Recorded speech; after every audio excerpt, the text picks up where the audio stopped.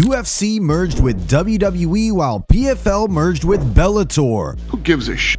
But will this in any way shake the foundation of MMA? Probably not. See, the thing is, UFC has been around for a very long time, much like its now sister company, WWE. Both WWE and UFC have seen and powered through many hurdles that could have put them out of business for good, but one thing that remained common between the two that really helped them to have an edge over their competitors was a fierce leader in Vince McMahon and Dana White. Although the two individuals are unique, Dana White has time and time again stated that he was inspired by Mike Tyson and, you guessed it, WWE, while putting together his own promotion. Since we are an MMA channel and we love Dana White, we are only going to talk about him and his story.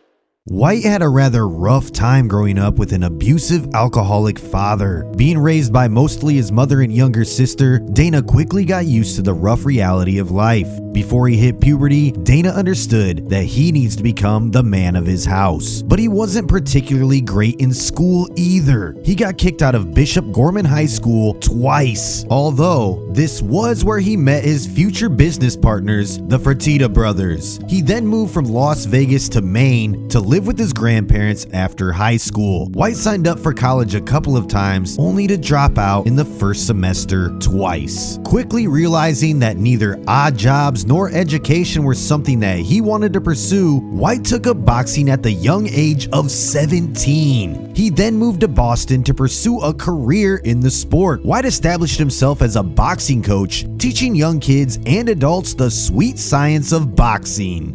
But Boston was also the city where White almost lost his hearing completely in one ear.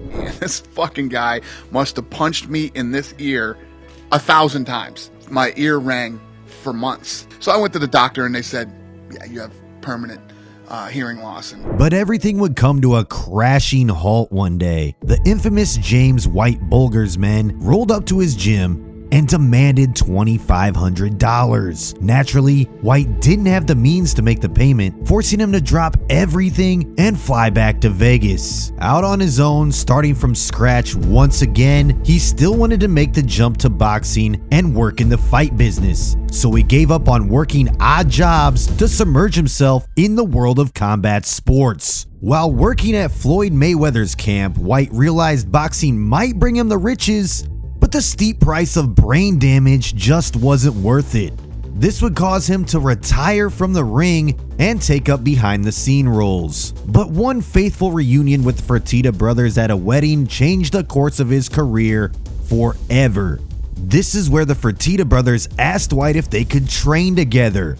The trio began training and White roped in an important member in John Lewis, who was an MMA fighter and a fellow trainer. Lewis was an ultimate fighter and even had a Brazilian Jiu-Jitsu black belt. Through John, the trio discovered Brazilian Jiu-Jitsu and the UFC, ultimately falling in love with the sport. This would lead to Dana White meeting up with BJ Penn, Tito Ortiz, and the Iceman Chuck Liddell. He eventually became their manager, negotiating contracts with the UFC on their behalf. All of this led to his life's biggest discovery that changed everything. Then we went to our first UFC event and we sat in the crowd and started to go, man, imagine if they did this and imagine if they did that. This thing could be big. And I found out that the UFC was in trouble. Well, I think we could buy the UFC.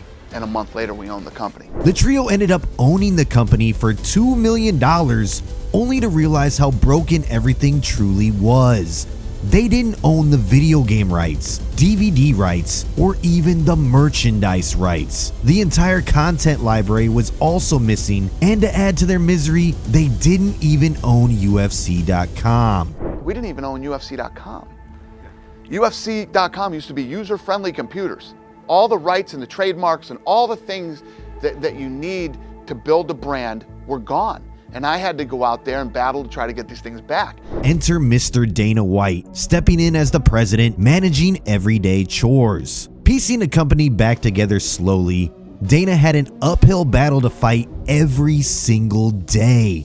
More importantly, they had two big hurdles to overcome. They had to make the sport TV friendly and find a place to host the events. While the previous owner ran from the government and commissions, the new owners welcomed them, revamping the brand and the sport from the ground up, stepping away from the human cockfighting image and establishing itself as a proper sporting event.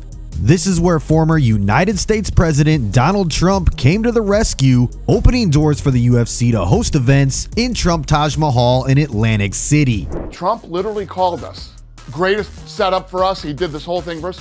Showed up to the first fight and was there till the last fight. The only thing left to do was to acquire a TV deal. This is where Dana and his team realized they needed to get on the ongoing trend of reality TV shows, thereby brainstorming the idea of The Ultimate Fighter. This was a last-ditch effort to save the sinking ship that was neck-deep in debt.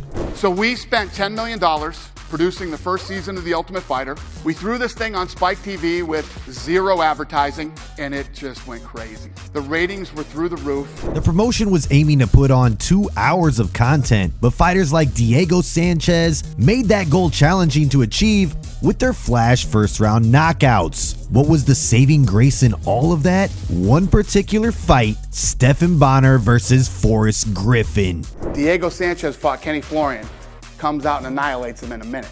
I'm like, oh my God. Then Forrest and Stephan come out and put on that war. That was it. Any doubt I had, everything was gone. I knew it was going to happen.